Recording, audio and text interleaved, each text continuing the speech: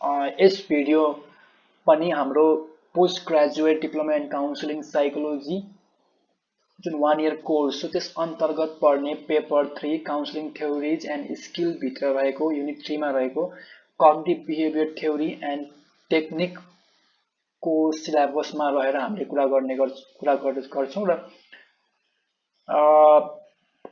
यहाँ भन्दा अगाडिको भिडियोमा हामीले चाहिँ फर्स्ट पार्ट भिडियोमा principle and overview of the CBT approach र इभ्यालुएसन स्ट्रक्चर अफ सेसन को बारेमा सिक्यौं र सेकेन्ड पार्ट यहाँ भन्दा अगाडिको भिडियोमा चाहिँ हामीले आइडेन्टिफाइङ थट एन्ड इमोसन र आइडेन्टिफाइङ एन्ड मोडिफाइङ बिलिफ्स को बारेमा सिक्यौं र यस भिडियोमा चाहिँ हामीले तीनटा टपिक हेर्ने छौं र तीनटा टपिकमा चाहिँ हाम्रो के पर्छ भन्दाखेरि चाहिँ importance of other techniques example imaginary and homework अनि challenges in CBT case formulation and writing पर्छन् र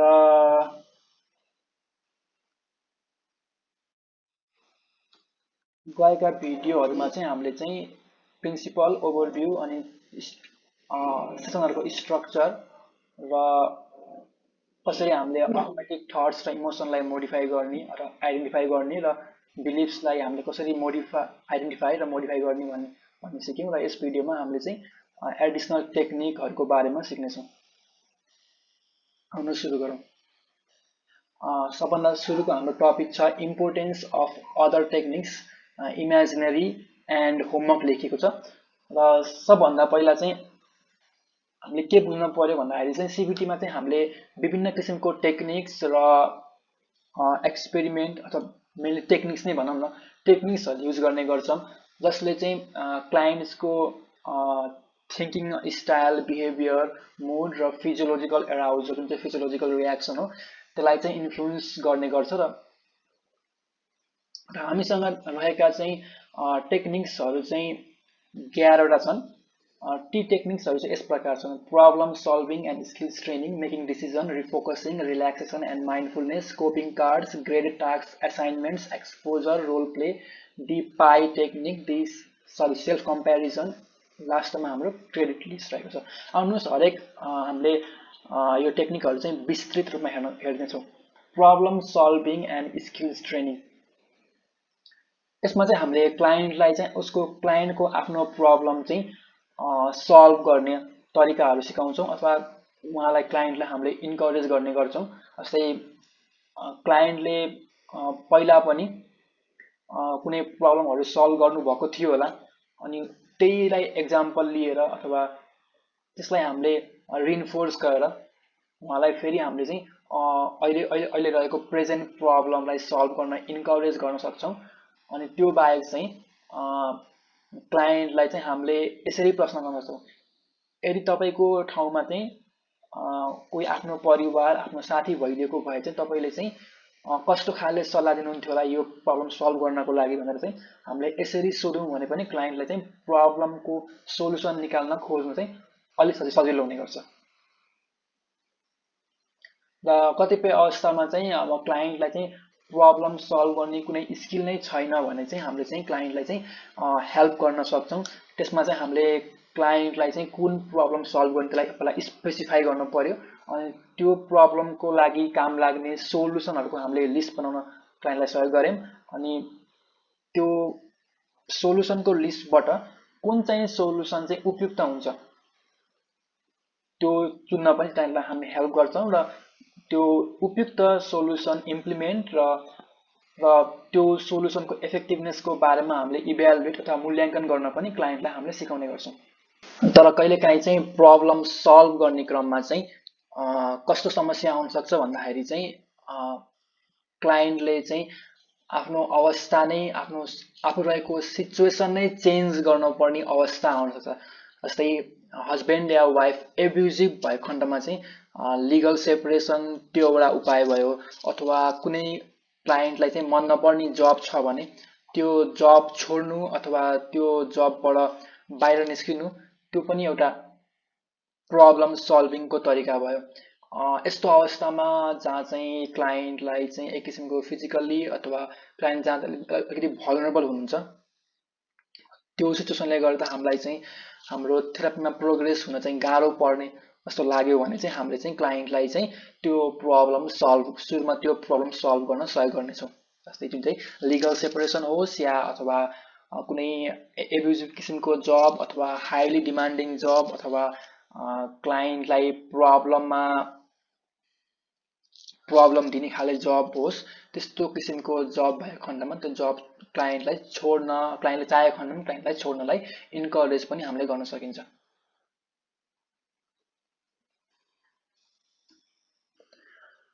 यसमा इन्करेज भन्दा पनि यदि हामीले चाहिँ कुनै पनि कुरा क्लाइन्टलाई इन्करेज चाहिँ गर्नुहुँदा, किनकि जेनरली इन्करेज गर्दाखेरि पछि गएर त्यो हामीले दिएको सल्लाह अनुसारले क्लाइन्ट चाहिँ खुसी हुनु भएन भने क्लाइन्टले हामीलाई ब्लेम गर्ने चान्स चाहिँ बढी हुन्छ। त्यस्तो अवस्थामा हामीले चाहिँ क्लाइन्ट आफैले जे चाहनुहुन्छ त्यो गर्नलाई हामीले क्लाइन्टलाई सहयोग गर्ने र क्लाइन्टको डिसिजनमा कुनै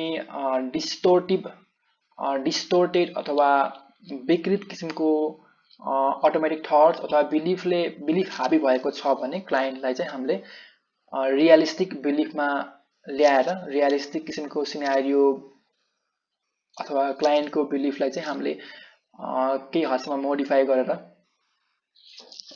क्लाइन्टलाई फाइदा हुने किसिमको डिसिजन लिन सहयोग गर्न सक्छौँ।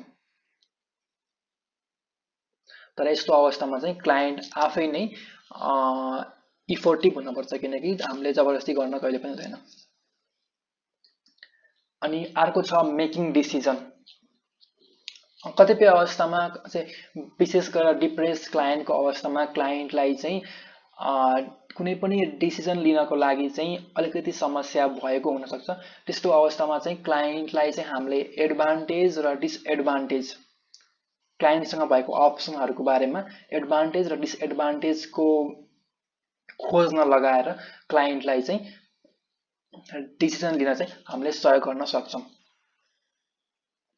अनि यही क्रममा चाहिँ हामीले चाहिँ क्लाइन्टलाई के पनि गर्न सक्छौँ अथवा क्लाइन्टले भविष्यमा पनि यो किसिमको कुनै पनि डिसिजन लेख्दाखेरि एडभान्टेज र डिसएडभान्टेज खोजेर लेख्नु हुनेछ भन्ने क्रममा चाहिँ हामीले क्लाइन्टलाई चाहिँ त्यसको चान्स बढाउनको लागि, यसरी क्लाइन्टले डिसिजन लिने चान्स बढाउनको लागि हामीले चाहिँ क्लाइन्टलाई फर्दर इन्करेज गर्न सक्छौँ। जस्तै भविष्यमा तपाईँले चाहिँ यो डिसिजन लिनको लागि यो एडभान्टेज र डिसएडभान्टेज टेक्निक चाहिँ कतिको प्रयोग गर्नुहुन्छ होला, अथवा उहाँलाई चाहिँ हामीले चाहिँ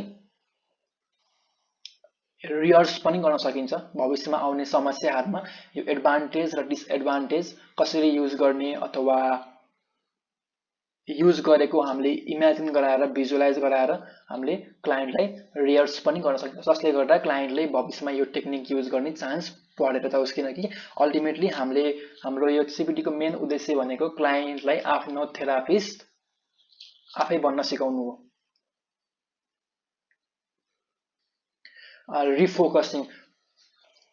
रिफोकसिङ अन्तर्गत के पर्छ भन्दाखेरि चाहिँ कहिलेकाहीँ क्लाइन्टको माइन्डमा चाहिँ थट्सहरू यति फास्ट आइरहेको हुन्छ, क्लाइन्टको माइन्ड चाहिँ एक किसिमको कुनै पनि कुरामा फोकस गर्न यति गाह्रो हुन्छ कि त्यस्तो अवस्थामा चाहिँ हामीलाई चाहिँ क्लाइन्टलाई चाहिँ रिफोकस गर्न लगाउनेछौँ। जुन चाहिँ कुनै थट्स आयो भने त्यो थट्सलाई चाहिँ कुनै किसिमको जज नगरिकन एक्सेप्ट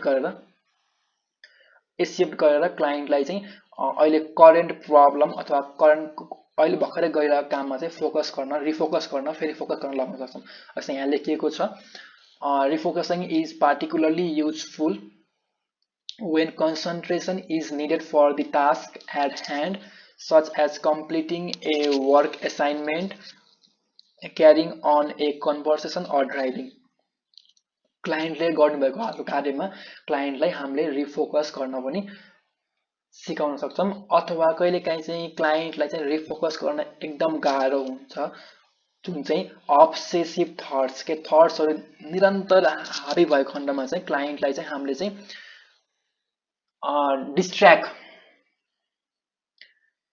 डिस्ट्र्याक्सनको टेक्निकबाट चाहिँ क्लाइन्टलाई हामीले हेल्प गर्न सक्छौँ। जस्तै जेनरली कतिपय अवस्थामा हामीले पनि एक्सपिरियन्स गऱ्यौँ होला, त्यो माइन्डमा त्यो थट्सहरूको यस्तो बहाव हुन्छ कि यति आइरहेको हुन्छ कि हामीलाई त्यो सहनै गाह्रो हुन्छ। विशेष गरेर हामीलाई एनेक्साइटी भएको बेलामा अथवा डिप्रेसन भएको बेलामा चाहिँ त्यो नेगेटिभ थट्सहरू चाहिँ यस्तो आउँछ कि हामीलाई चाहिँ त्यो कुनै काममा फोकस गर्न एकदम गाह्रो हुन्छ, रिफोकस गर्न धेरै गाह्रो हुन्छ। त्यस्तो अवस्थामा चाहिँ हामीले डिस्ट्र्याक्सन पनि युज गर्न सक्छौँ। जस्तै डिस्ट्र्याक्सनमा हाम्रो चाहिँ अब बाहिर वाकिङमा जाने होस् अथवा कोही फ्रेन्डसँग च्याट गर्ने होस् अथवा कुरा गर्ने होस्, टिभी हेर्ने होस् अथवा कुनै टिभी सिरिज हेर्ने होस्, मुभी हेर्ने होस्, त्यो युज गरेर हामीले डिस्ट्र्याक्ट गर्न सक्छौँ। तर डिस्ट्र्याक्सन भनेको जेनरली हाम्रो चाहिँ अल्टिमेट सोल्युसन चाहिँ होइन, यो चाहिँ जेनरली हाम्रो सर्ट टर्म टेक्निक हो। तर अल्टिमेटली हामीले चाहिँ हाम्रो थट्सलाई चाहिँ एक्सेप्ट गरेर हामीले चाहिँ आफ्नो अहिले गरिरहेको काममा चाहिँ रिफोकस गर्ने क्षमता चाहिँ विकास गर्नुपर्छ, एउटा capacity. Measuring moods and behaviour using activity chart. क्लाइन्टलाई चाहिँ हामीले चाहिँ विभिन्न फर्महरू दिएर अथवा हुन्छ नि त्यो जस्तै यहाँ दिएको छ, हामीसँग चाहिँ सिबिटीको अन्तर्गतमा साइकोलोजीमै हाम्रो चाहिँ विभिन्न फर्महरू हुने गर्छ। त्यो फर्ममा चाहिँ हामीले आफ्नो मुड र बिहेभियरहरूलाई चाहिँ मेजर गर्न सक्छौँ अथवा त्यो मुड अथवा बिहेभियरहरूलाई हामीले रेकर्ड गर्न सक्छौँ। यसरी हामीले हाम्रो मुड वा बिहेभियरलाई रेकर्ड गर्न जान्यौँ भने अथवा क्लाइन्टलाई हामीले सिकायौँ भने क्लाइन्टले चाहिँ आफ्नो मुड चाहिँ कतिखेर फ्लक्चुएट हुन्छ, कतिखेर कुन बिहेभियर चाहिँ इफेक्टिभ छ त्यो हाम्रो त्यो इमोसनलाई, नेगेटिभ इमोसनलाई कन्ट्रोल गर्नको लागि, र अथवा कुन बिहेभियरले हामीलाई चाहिँ नेगेटिभ इमोसन बढिदिने गर्छ भनेर क्लाइन्ट आफै पनि अवेर हुनको लागि सहयोग गर्ने गर्छ। अर्को पोइन्ट छ, जस्तै यहाँ के भन्ने भन्दाखेरि चाहिँ कहिलेकाहीँ क्लाइन्टहरूले चाहिँ आफ्नो मुड अथवा इमोसन फ्लक्चुएट भएको चाहिँ खासै ख्याल गर्न नसकेको अवस्थामा चाहिँ यो आफ्नो मुडलाई रेकर्ड क्लाइन्टले गर्नुभयो भने चाहिँ उहाँलाई चाहिँ आफ्नो मुड कतिखेर नेगेटिभ छ, कतिखेर पोजिटिभ थियो, के गर्दा नेगेटिभ भएको थियो, के गर्दा पोजिटिभ भएको थियो, र कुन समयमा नेगेटिभ या पोजिटिभ भएको थियो भनेर क्लाइन्ट अवेर हुनुभयो भने पनि हामीलाई त्यो कुन प्रब्लमले गर्दा क्लाइन्टलाई चाहिँ समस्या ल्याइरहेको छ भन्ने अथवा बिहेभियरले गर्दा क्लाइन्टलाई समस्या ल्याइरहेको छ अथवा सिचुएसनले गर्दा क्लाइन्टलाई समस्या ल्याइरहेको छ भन्ने कुरामा थाहा हुन सजिलो हुन्छ। र हाम्रो थेरापी हाम्रो थेरापी सिबिटीको टेक्निकहरू खासै इफेक्टिभ भएको छ कि छैन भन्ने कुरा नि हामीले त्यो आफ्नो मुडलाई रेकर्ड गरेर यो क्लाइन्टलाई हामीले इमोसनलाई रेकर्ड गर्न लगाएर थाहा पाउन सक्छौँ। रिल्याक्सेसन र माइन्डफुलनेस। रिल्याक्सेसन र माइन्डफुलनेस हाम्रो टेक्निक चाहिँ हाम्रो विभिन्न थेरापीहरूमा चाहिँ युज हुन्छ, सिबिटी बाहेक पनि। र त्यो मध्ये हाम्रो चाहिँ के छन् भन्दाखेरि चाहिँ एउटा प्रोग्रेसिभ मसल रिल्याक्सेसन भयो, अर्को इमेजरी भनेको भिजुअलाइजेसन, एउटा कुनै प्लेजेन्ट एक्सपिरियन्सलाई आफ्नो पास्टको अथवा इमेजिनरी एक्सपिरियन्सलाई हामीले भिजुअलाइज गरेर, अथवा कन्ट्रोल ब्रिथिङ, आफ्नो सासलाई कन्ट्रोल रूपमा भित्र लिने बाहिर लिने गरेर, अथवा माइन्डफुलनेस युज गरेर हामीले चाहिँ क्लाइन्टलाई त्यो स्ट्रेसफुल सिचुएसनबाट बाहिर निस्किन सहयोग गर्न सक्छौँ। यो टेक्निक पनि हाम्रो चाहिँ इम्पोर्टेन्ट छ जेनरली स्ट्रेसफुल क्लाइन्ट र अथवा एनेक्सियस अथवा डिप्रेस क्लाइन्टको लागि, विशेष गरेर एनेक्सियस क्लाइन्टको लागि, जहाँ चाहिँ एनेक्सियस क्लाइन्टको केसमा चाहिँ एनेक्जाइटी भएको बेलामा क्लाइन्टको त्यो क्लाइन्टको माइन्डमा चाहिँ विभिन्न कुराहरू खेल्ने गर्छ र क्लाइन्ट विभिन्न नेगेटिभ अटोमेटिक थट्स आउने गर्छ। त्यस्तो अवस्थामा क्लाइन्टलाई चाहिँ हामीले प्रेजेन्टमा ल्याउनको लागि चाहिँ यो रिल्याक्सेसन अथवा विशेष गरेर माइन्डफुलनेस टेक्निक चाहिँ एकदम इफेक्टिभ छ। ग्रेडेड टास्क एसाइनमेन्ट, यो भनेको चाहिँ क्लाइन्टको कुनै गोल होला। जस्तै यहाँ एक्जाम्पल दिएको छ, जस्तै एउटा मेरो गोल चाहिँ एक्जाममा चाहिँ राम्रो ग्रेड ल्याउने थियो होला। अब कुनै पर्सेन्ट होला नि त, मेरो 80% होला है। अब मेरो त्यो एक्जाममा त्यो ग्रेड ल्याउने मेरो एम छ, तर सिधै मैले त्यो टार्गेटमा ताके भने मेरो फाइनल गोलमा टार्गेट गरे भने चाहिँ मलाई अलिकति त्यो चाहिँ अलिकति त्यहाँ पुग्न अलिकति गाह्रो भयो जस्तो हुन्छ। जस्तै हामीले पहाड चढ्न पर्यो भने चाहिँ हामीले पुरै पहाडको टुप्पो मात्र हेर्यौं भने चाहिँ एक किसिमको चाहिँ हामीलाई चाहिँ ओहो यत्रो पहाड चाहिँ कसरी चढ्ने होला भन्ने जस्तो लाग्छ नि त। त्यस्तो अवस्थामा चाहिँ हामीले चाहिँ त्यो पहाडको भागहरूलाई चाहिँ ठ्याक्क स्टेप बाई स्टेप पहिला यहाँ पुग्छु, त्यसपछि त्यहाँ पुग्छु, त्यसपछि त्यहाँ पुग्छु, त्यहाँ पुगेपछि म त्यहाँ पुग्छु भनेर बिस्तारै बिस्तारै स्टेप बाई स्टेप मा बाड्यौं भने चाहिँ हामीलाई त्यो हाम्रो गोल एचिभ गर्न अथवा गोल एचिभ गर्नको लागि हामीले गर्ने त्यो कार्य गर्न अलिकति इन्करेजमेन्ट मिल्छ। जस्तै यहाँ दिएको छ breakdown of a goal to achieve a good grade. सबभन्दा पहिला छ स्टडी 2 आवर्स पर डे, यो सानो सानो गोल भयो। अनि अर्को भनेको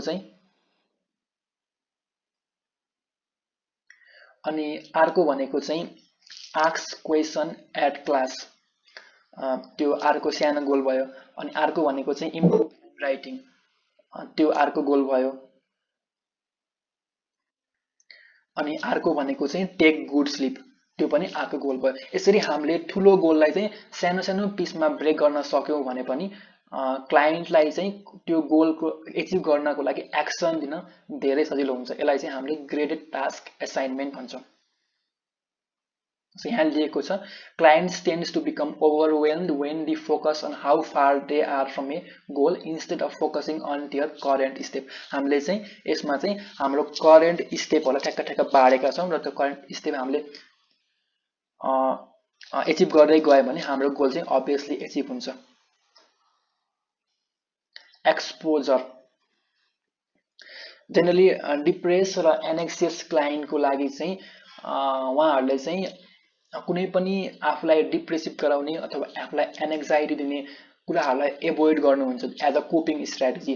जस्तै कसैलाई चाहिँ पब्लिक स्पिकिङमा एनेक्जाइटी हुन्छ भने उहाँहरूले जनरली पब्लिक स्पिकिङलाई एभोइड गर्नुहुन्छ र एभोइड गर्दाखेरि चाहिँ उहाँहरूलाई चाहिँ त्यो अनप्लिजेन्ट एक्सपिरियन्सको सामना गर्नु पर्दैन। अनि त्यसो नगर्दाखेरि चाहिँ त्यो एभोइड गर्ने स्ट्र्याटेजी झन भन्दा झन रिइन्फोर्स भएर जान्छ र उहाँहरूले भविष्यमा पनि एभोइड गर्ने चान्स चाहिँ बढ्दै जान्छ।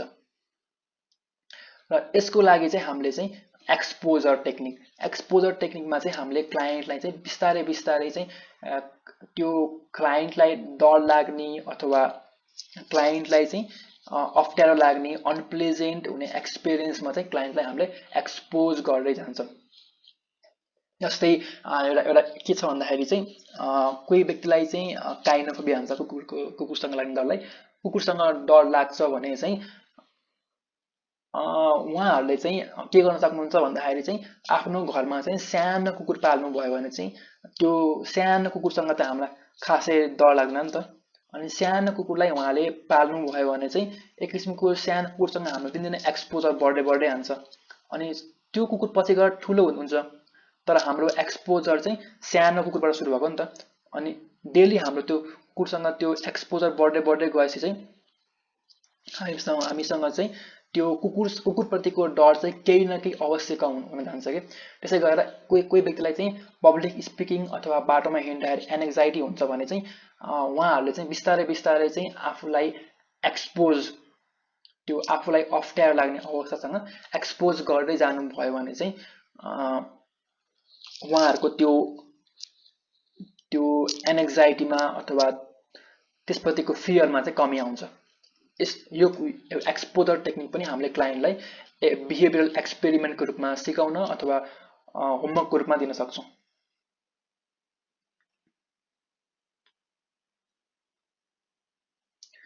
र अन्त्यमा के भनिएको छ भन्दाखेरि चाहिँ अब यो कस्तै क्लाइन्ट चाहिँ आफूलाई चाहिँ गाह्रो पर्ने अवस्थामा चाहिँ एक्सपोज हुन चाहिँ जस्तै बाटोमा हिँड्दा एनेक्जाइटी हुन्छ भने उहाँहरू सकेसम्म चाहिँ त्यो अवस्थासँग एक्सपोज हुन चाहिँ चाहनु हुँदैन। त्यस्तो अवस्थामा चाहिँ उहाँहरूलाई चाहिँ हामीले र्यासनल त्यो हुँदाको फाइदाहरू देखाएर अनि उहाँहरूलाई त्यसलाई अभोइड गर्दाको बेफाइदाहरू देखाएर चाहिँ हामीले चाहिँ क्लाइन्टलाई चाहिँ फियर्ड आफूलाई डर लाग्ने सिचुएसनलाई चाहिँ सामना गर्न चाहिँ हामीले क्लाइन्टलाई इन्करेज गर्न सक्छौँ। तर के ख्याल गर्नुपर्ने हुन्छ भन्दाखेरि चाहिँ हामीले कहिले पनि एकैचोटि हाई लेभलको अथवा एकदम हामीले चाहिँ क्लाइन्टलाई एक्सपोज गर्दाखेरि सानोबाट सुरु गर्दै जानुपर्छ। हामीले एकैचोटि ठुलो कुरामा ठुलो अवस्थामा एक्सपोज गर्दाखेरि चाहिँ क्लाइन्टलाई चाहिँ झन् नेगेटिभली असर पर्न सक्छ।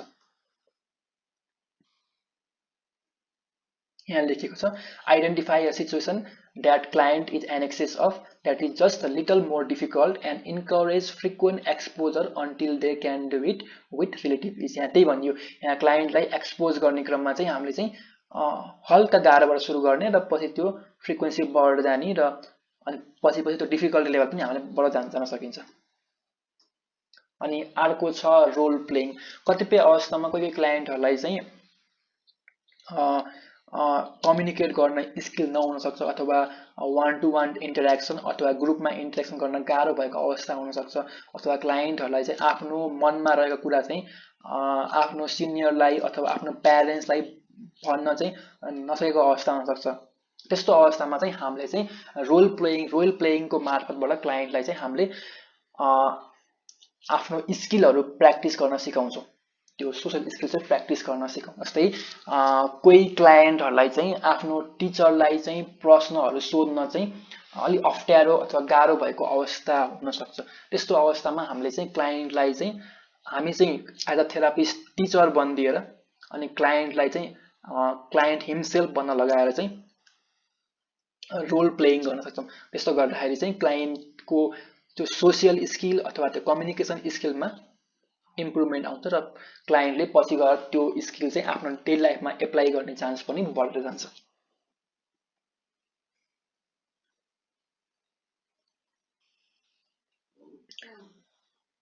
अनि अर्को छ हाम्रो चाहिँ using the pie technique. Using the pie technique भनेको चाहिँ कतिपय अवस्थामा क्लाइन्टलाई चाहिँ भर्बली मात्र सम्झाउँदा चाहिँ यति इफेक्टिभ नहोला। कतिपय अवस्थामा हामीले क्लाइन्टलाई चाहिँ ग्राफिक फर्ममा अथवा चित्र बनाएर सम्झायौँ भने चाहिँ क्लाइन्टमा चाहिँ कुनै किसिमको इफेक्टिभनेस त्यो इम्प्रुभमेन्ट आउन सक्छ। जस्तै सेटिङ गोल्स। जस्तै क्लाइन्टले कुनै क्लाइन्टलाई चाहिँ जस्तै यहाँ इक्जाम्पल दिएको छ। जस्तै क्लाइन्टको चाहिँ यतापट्टिको चाहिँ हाम्रो चाहिँ लेफ्ट साइडमा चाहिँ हाम्रो एक्चुअल टाइम एक्सपेन्डिचर दिएको छ अनि राइट साइडमा चाहिँ हाम्रो क्लाइन्टले चाहनु भएको आइडियल टाइम एक्सपेन्डिचर दिएको छ। र क्लाइन्टले यहाँ यो ग्राफिकली हेर्नुभयो भने चाहिँ क्लाइन्टले चाहिँ आफ्नो टाइम चाहिँ बढी कहाँ वेस्ट भएको छ र कहाँ युज भएको छ भनेर हेर्न सक्नुहुन्छ। र क्लाइन्टले चाहिँ आइडियली कस्तो चाहनुहुन्छ, यसरी हामीले ग्राफिकली क्लाइन्टको स्पेन्डिङ ह्याबिट अथवा पैसा खर्च गर्ने ह्याबिट अथवा क्लाइन्टले आफ्नो टाइम स्पेन्ड गर्ने ह्याबिट क्लाइन्टलाई हामीले ग्राफिकली देखायौँ भने क्लाइन्टले आफ्नो लाइफमा रहेको इम्ब्यालेन्स चाहिँ बुझ्ने चान्स चाहिँ बढेर जान्छ। मैले चाहिँ यहाँ टाइमको देखाएको छु, तर यस्तो अवस्थामा हामीले चाहिँ कहिलेकाहीँ चाहिँ ओपन गर्न सकिन्छ। कति चाहिँ क्लाइन्टले आफ्नो पैसा कहाँ खर्च गर्नुहुन्छ भनेर देखाउन पनि सकिन्छ। अनि यही पाई टेक्निक हामीले डिटरमाइनिङ द रेस्पोन्सिबिलिटीमा पनि युज गर्न सक्छौँ। जस्तै क्लाइन्टहरूले चाहिँ कहिलेकाहीँ चाहिँ कुनै मिस्टेक भएको अवस्थामा अथवा आफू चाहिँ कुनै काम गर्नको लागि फेलियर भएको अवस्थामा चाहिँ सबै ब्लेम चाहिँ आफैलाई लगाउने हुन सक्छ। त्यस्तो अवस्थामा क्लाइन्टमा चाहिँ धेरै गिल्टको फिलिङ अथवा अनि त्यही कारणले क्लाइन्टमा स्याडनेस बढ्ने अथवा अझ त्यो समस्या धेरै सिभियर केसमा जान सक्छ। यस्तो अवस्थामा चाहिँ हामीले क्लाइन्टलाई चाहिँ यही पाई चार्टको माध्यमबाट चाहिँ क्लाइन्टलाई चाहिँ कुन कुन समस्या अथवा कुन कुन कारणले चाहिँ क्लाइन्टलाई चाहिँ त्यो फेलियरको अवस्थामा अथवा क्लाइन्टको त्यो मिस्टेक गर्नुको अवस्थामा पुर्यायो भनेर क्लाइन्टलाई हामीले अवेर गर्न सकिन्छ। जस्तै मेरो एक्जाम्पलमा है त, जस्तै मेरो एक्जाम्पलमा चाहिँ मैले प्रोक्रास्टिनेसन भनेको मैले भोलिबाद गर्नुको कारण चाहिँ के होला त? अब मैले जेनरली सोच्दाखेरि चाहिँ अब के भन्छु भन्दाखेरि चाहिँ मेरो ममा एक किसिमको डिसिप्लिनको कमी छ, त्यस कारणले मेरो चाहिँ प्रोक्रास्टिनेसन भएको हो। मैले चाहिँ आफ्नो कामहरू चाहिँ पछि भोलि भन्ने सारेको हुँ। जेनरली मैले त्यो सोचिरहेको हुन्छु के। तर त्यसो सोच्दाखेरि चाहिँ ममा धेरै गिल्ट फिलिङ, म कमजोर छु, ममा कमी छ, ममा इन्फेरियोरिटी फिलिङ, ममा गिल्ट फिलिङ आउने चान्सहरू चाहिँ बढी हुन्छ र त्यसले गर्दा मलाई फ्युचरमा समस्याहरू दिन सक्छ। तर मैले चाहिँ अथवा मैले चाहिँ पाई चार्टमा पाईमा बनाएर हेरेँ भने चाहिँ के समस्याले चाहिँ म गर्दाखेरि चाहिँ मलाई चाहिँ प्रोक्रास्टिनेसन गर्न लाग्यो त। सबभन्दा सुरुमा छ ल्याक अफ डिसिप्लिन, अनि त्यसपछि काम गर्न त गाह्रो हुन्छ, जेनरली गाह्रो काम चाहिँ हामीले चाहिँ पछि सार्दै जान्छौँ। अनि अर्को भनेको चाहिँ युट्युबमा चाहिँ हाम्रो चाहिँ युट्युब हेर्दाखेरि चाहिँ युट्युबले चाहिँ त्यो सजेसन दिने क्रममा चाहिँ आफूलाई मनपर्ने भिडियोहरू दिइरहेको हुन्छ नि त। अनि एउटा भिडियो हेऱ्यो अनि अर्को भिडियो आउँछ, ठ्याक्क अर्को भिडियो क्लिक गऱ्यो अनि त्यहाँ टाइम गइरहेको हुन्छ। अनि अर्को भनेको एक्सटर्नल इन्भाइरोमेन्ट छ, साथीहरूले फोन गर्छन् होला, अथवा घरमा कुनै काम गर्नुपर्छ होला, अथवा अनलकी कहिलेकाहीँ चाहिँ यति दिन नै खराब भइदिन्छ नि त। कहिलेकाहीँ चाहिँ आफूले नसोचेको समस्याहरू आउन सक्छ, अथवा मिसलेनियस अरू त्यो बाहेक चाहिँ विभिन्न समस्याहरू आउँछ। जस्तै यहाँ चाहिँ मैले ठ्याक्क डिभाइड गरेको छु कुन समस्याको कुन कारण चाहिँ मेरो यो प्रोक्रास्टिनेसनमा कतिको कन्ट्रिब्युट गर्यो त। यहाँ सबभन्दा बढी चाहिँ मैले चाहिँ यहाँ युट्युबमा चाहिँ अल्गोरिदम इफेक्टिभ भएको हुनाले चाहिँ त्यसले चाहिँ मेरो टाइम वेस्टमा धेरै प्रोक्रास्टिनेसनमा धेरै कन्ट्रिब्युट गरेको छ भनेर मैले पत्ता लगाएँ। यो गर्ने बित्तिकै मेरो गिल्टमा केही कमी आउँछ र मैले त्यो स्पेसिफिक प्रब्लमलाई टार्गेट गरेर सल्भ गर्न खोज्छु। चाहे त्यो युट्युब नहेर्ने हुनसक्छ, अथवा आफूले काम गर्ने बेलामा मोबाइलको वाइफाई बन्द गर्ने हुनसक्छ। अनि अर्को छ हाम्रो सेल्फ कम्पेरिजन र क्रेडिट लिस्ट। सेल्फ कम्पेरिजन भन्नाले चाहिँ के पर्छ भन्दाखेरि चाहिँ जेनरली हामीले चाहिँ के गर्छौँ भन्दाखेरि चाहिँ है आफूलाई कम्पेयर गर्ने क्रममा के, जस्तै एक्जाम्पल ममा अहिले डिप्रेसन छ, अनि त्यो भएको हुनाले चाहिँ मलाई आफ्नो डेलीको काम गर्न धेरै गाह्रो भइरहेको छ। मलाई चाहिँ मेरो शरीरमा कुनै एनर्जी पनि छैन, मलाई चाहिँ बिहान उठ्न पनि अल्छी लाग्छ, मलाई पढ्न पनि झ्याउ लाग्छ, मलाई कुनै नोट लेख्न पनि झ्याउ लाग्छ, जसले मेरो शरीरमा, अनि मलाई खाना पनि रुच्दैन, अनि मेरो पहिलाभन्दा इफेक्टिभनेस प्रोडक्टिभनेस एकदम घटेर गएको छ।